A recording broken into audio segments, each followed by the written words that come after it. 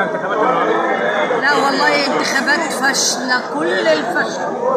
فشل وخساره تعب الناس واهدار المال العام اللي ضاع.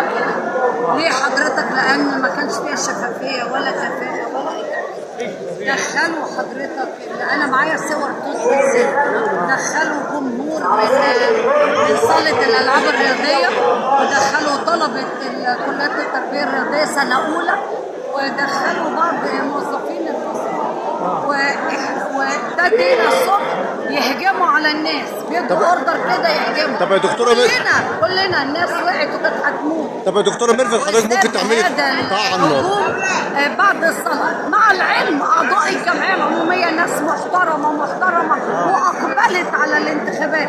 عيب اللي حصل. حضرتك يا فندم ممكن بالادله اللي معاكي ممكن تعملي طعن اللي بينادي بيها سياده الرئيس من اسبوعين، قال يا مصريين اختاروني او ما تختارونيش غيروا عزيز. ازاي مجتمع الزمالك اللي اكتر من 400,000 قضر يتعمل فيهم كده؟ ازاي؟ عيب ما يصحش. فين وزير الشباب؟ فين المسؤولين على هذا الامر؟ فين وزير الداخليه؟ شوف الفشل ده والبلطجه دي. احنا عملنا اعتراض عند اللجنه ومستنيين فرج ربنا على ما اللجنه تاخد. ودلوقتي احد المرشحين للاسف كابتن سمير الحسيني تم الاعتداء عليه بشكل مؤذي. معرفش ليه، مع ان كابتن سمير الحسيني ده ابن النادي وراجل محترم وراجل ابطال. بص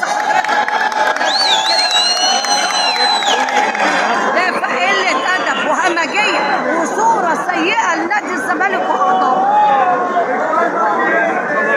شكرا حضرتك دكتوره ميرفت. كان معكم عزم الهنداوي بقمة العاصمة.